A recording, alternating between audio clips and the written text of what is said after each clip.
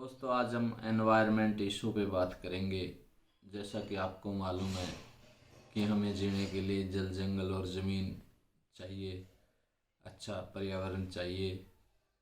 और जिस प्रकार के वातावरण में हम रह रहे हैं, आज हमने जल को प्रदूषित कर दिया, जंगलों को हमने काट दिया, और जो हमारी ज़मीन है उसको हम नित प्रतिदिन उपजाऊ से अनुपजाऊ की तरफ ले जा रहे हैं।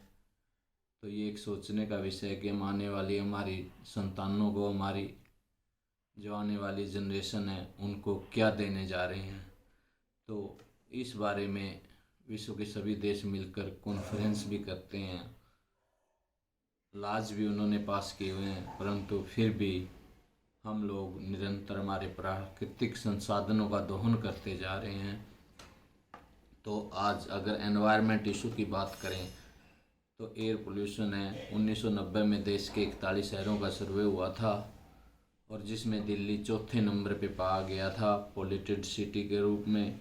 अगर मैं वाटर पोल्यूशन की बात करूं, वाटर पोल्यूशन में अनेक जो हमारी प्राकृतिक नदियां, उनमें इंडस्ट्री का गंदा पानी उनमें जा रहा है। पीछे हमारी सरकार द्वारा गंगा कल्याण मिशन चलाया गया था और जिसमें गंगा को साफ करने का उद्देश्य रखा गया था। तो वाटर पोल्यूशन में जो वेस्ट वाटर है, जो सीवरेज का वाटर है, जो हमारे घरों से वाटर गंदा वाटर है, वो सब हम हमारे तालाबों में, हमारी नदियों में, हमारे नालों में फेंक रहे हैं और इस प्रकार से हमने हमारे वाटर को भी पोल्यूटेड कर दिया है। दूसरा है सॉलिड वेस्ट के रूप में हम देखते हैं कि जगह जगह पर कूड़े कचरे के ढेर लगा देते हैं। दिल्ली में जब हम करनाल की तरफ से एंट्री करते हैं तो आपको कूड़े के पहाड़ पे आपको आग लगी दिखाई देगी, धुआं उठता दिखाई देगा। और इसमें नॉन बायोडिग्रेडेबल जो हमारा वेस्ट है, जो नहीं गलता, वो हमें बहुत प्रकार के नुकसान दे रहा है। इसी प्रकार एग्रोकेमिकल वेस्ट है हमारे, में पेस्टिसाइड फर्टिलाइज़र हैं जो यूट्रोफिकेट नहीं होते। ठीक इसी प्रकार रेडियो एक्टिव वेस्ट है, जो न्यूक्लियर रिएक्टर हैं, थोरियम है, यूरेनियम है। तो आपने सुना होगा चेरनोबिल का हादसा हुआ था, तो ये रेडियो एक्टिव जो हमारे वेस्ट हैं वो भी हमें पोल्यूशन का एक सोर्स है। ओजोन डिप्लीशन हो रही है। ओजोन की जो हमारी परत थी और थ्री, जो सूर्य की अल्ट्रावायलेट किरणों को रोकने के लिए हमारी मदद करती है, तो उसको हमने इस पोल्यूशन की वजह से ग्लोबल वार्मिंग और जो हम दिन प्रतिदिन पोल्यूशन में हमारी योगदान दे रहे हैं बढ़ाने में, उसके कारण ये टूटती जा रही है, जिससे हमारे चमड़ी के रोग, कैंसर जैसी महामारी बीमारियां हमारे सामने आ रही हैं। ग्रीन हाउस गैसेज हैं, जो कुछ गैस होती हैं जो गर्मी को ऑब्जर्व करती हैं और हमारे टेम्परेचर को कंट्रोल करती हैं। अगर इस ग्रीन हाउस गैस के जो चैम्बर को हमने ख़त्म कर दिया तो हमारी ये जो बर्फ़ है, ग्लेशियर है, वो पिघल जाएगा और बर्फ़ पिघल कर समुंदर का जो पानी का लेवल है वो बढ़ जाएगा और समुंदर किनारे बसने वाली सिटी डूब जाएंगे। ठीक इसी प्रकार से हमारी जो मृदा है उसका हमने डिग्रेड कर दिया है। मृदा का अनुपजाऊ बढ़ता जा रहा है, डिफोरेस्टेशन हो रहा है। दिन प्रतिदिन हम हमारे आवश्यक जो हमने लकड़ी के प्रयोग के लिए हमारे पेड़ों को काट दिया है, जिससे वर्षा की भी कमी हो रही है। और नॉइज पोल्यूशन जो एयर पोल्यूशन का हिस्सा है, हम देखते हैं कि दिन प्रतिदिन बढ़ता जा रहा है। 80 डेसिबल की जो साउंड है हमारे नर्वस सिस्टम, हम 80 से ऊपर की साउंड हमारे नर्वस सिस्टम को इरिटेट करती है। जो सिंपैथिक नर्वस सिस्टम, हमने जानकारी मिली कि जो उससे क्या है कि हमारा एड्रेनलिन रिलीज होता है। और ये एड्रेनलिन देखो रिलीज होना अच्छी बात है, परंतु हर समय ये अच्छा नहीं होता। इससे हमारे हार्मोन है, जो स्ट्रेस पैदा होता है, हार्ट बीट बढ़ जाती है, ब्रेथिंग रेट इंक्रीज होता है और कहीं ना कहीं ये हमारी इम्यूनिटी को कमज़ोर करता है। तो जब तक ये पोल्यूशन के जो हमारे एनवायरमेंट इशू हैं कि जल, जंगल की, ज़मीन की, मैंने जो बात की कि पृथ्वी की सतह जो 71% देखो हमने पढ़ा है कि पानी है, तो पृथ्वी की सतह पे जो पानी है उसमें से 97% सागर महासागरों में पानी है जो पीने योग्य नहीं है, नमकीन है। केवल 3% पानी ही बचता है जो पीने योग्य है, और उसमें से 2.4% पानी ग्लेशियर सागरों उत्तर और दक्षिण ध्रुव में जमा है, ग्लेशियर में जमा है, सॉरी सागर नहीं, और उत्तर और दक्षिण ध्रुव में जमा है। और केवल 0.6% पानी नदी, झील और तालाब में है जो पीने लायक है। दूसरा, हम सुनते हैं कि 71% हमारा पृथ्वी का हिस्सा पानी से ढका है, और 1.6% पानी जमीन के नीचे, और 0.001% वाष्प और बादलों के रूप में। भारत में भी पानी की ही रेशियो है कि 2 से 2.5% पानी पीने योग्य है। अगर एक अनुमान लगाएं कि हमारे पृथ्वी पे कुल 32 करोड़ 60 लाख खरब गैलन पानी है, और हमारे शरीर में 70% पानी है, और बिना पानी के सब शून्य है। उस पानी को अगर हम ऐसे ही पोल्यूटेड करते रहेंगे तो हम आने वाली संतान को क्या जवाब देंगे। वनों के रूप में हमने पृथ्वी में, जैसा हमने कि 9.5% वन घेर रखा है, और जो ये कभी 50% था। ये एक सोचने योग्य बिंदु है, और जो वर्षा होती है वनों पे डिपेंड होती है। सबसे अधिक वन मध्य प्रदेश में पाए जाते हैं, इसके बाद अरुणाचल प्रदेश, छत्तीसगढ़, ओडिशा और महाराष्ट्र का नंबर आता है। और सबसे कम अगर मैं वनों की बात करूं तो राजस्थान में 3.7%, पंजाब में 2.7%, हरियाणा में 1.2% और गुजरात में 6% वन है। तो जो देश के भौगोलिक क्षेत्र का जो वनों की अगर मैं वृक्षावरण की बात करूं तो 2% क्षेत्रफल है। जमीन है जो हमारी भारत में कुल खेती योग्य जमीन 18 करोड़ हेक्टेयर जमीन है जिस पे खेती होती है, और सबसे योग्य खेती करने वाले 5 राज्य गिने जाते हैं, जिसमें राजस्थान, महाराष्ट्र, यूपी, एमपी और कर्नाटका का नाम आता है। और प्रदूषित शहरों की अगर मैं बात करूं तो सबसे दुनिया में सबसे ज़्यादा प्रदूषित शहर चीन का शिजियांग है, और उसके बाद भारत के अगर टॉप 10 की बात करूं तो 9 शहर इसमें शामिल होते हैं: गाजियाबाद, बुलंदशहर, बिशरख, जलालपुर, नोएडा, ग्रेटर नोएडा, कानपुर, लखनऊ और भिवाड़ी।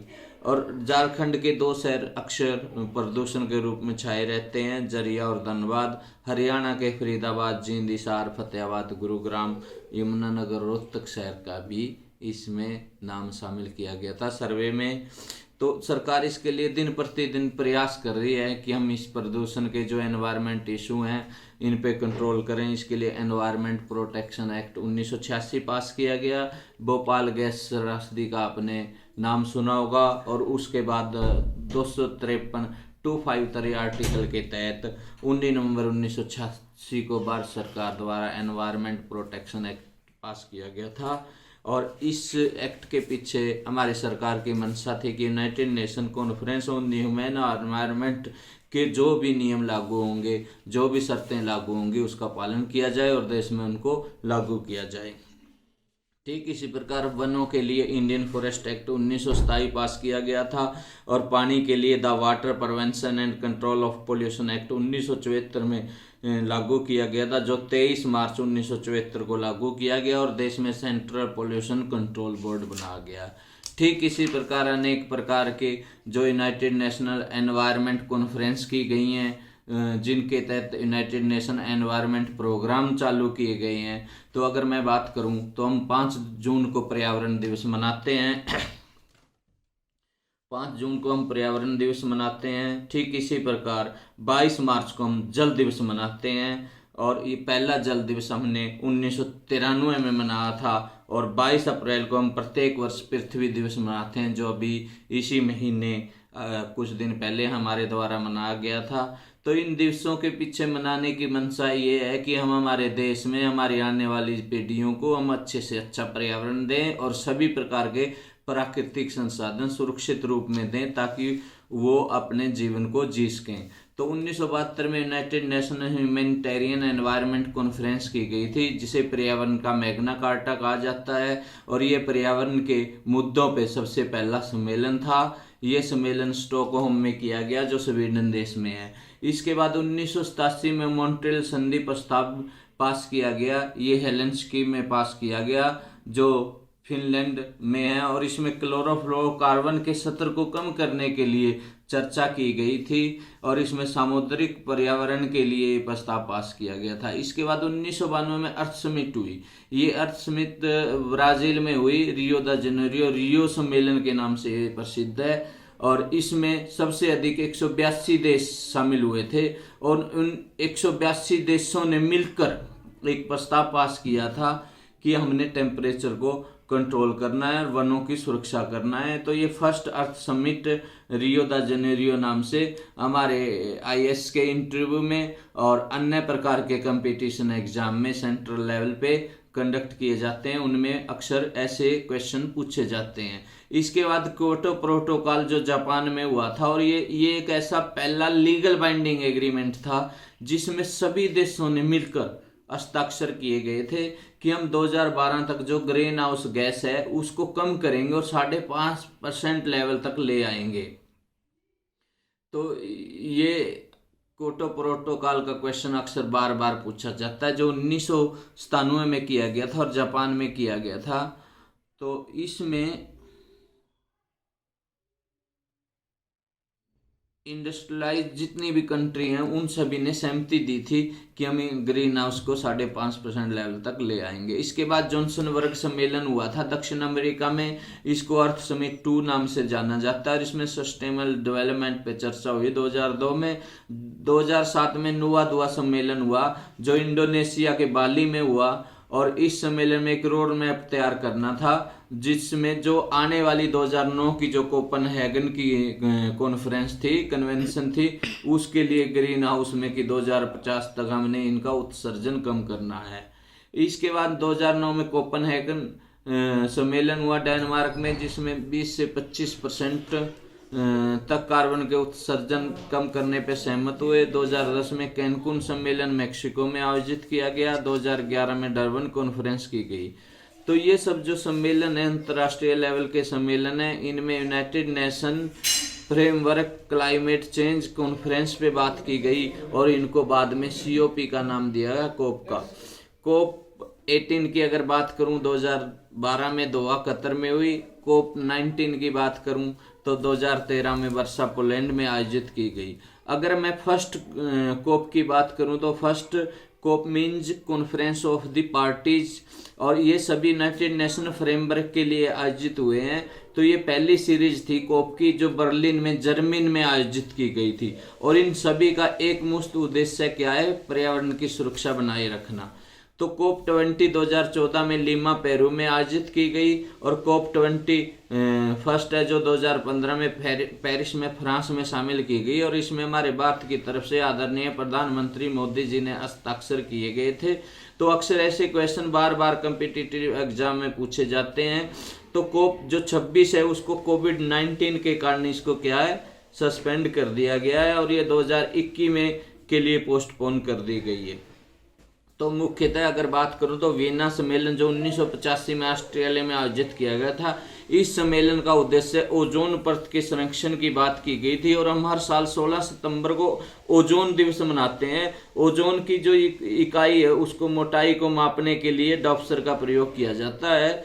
ठीक इसी प्रकार रियो सम्मेलन मैंने जैसा जिक्र किया कि ये वियना सम्मेलन, रियो सम्मेलन, कोटा सम्मेलन, इनका बार बार इनसे जुड़ा हुआ आपसे प्रश्न आता है। तो रियो सम्मेलन 1992 में हुआ था जो पृथ्वी सम्मेलन था।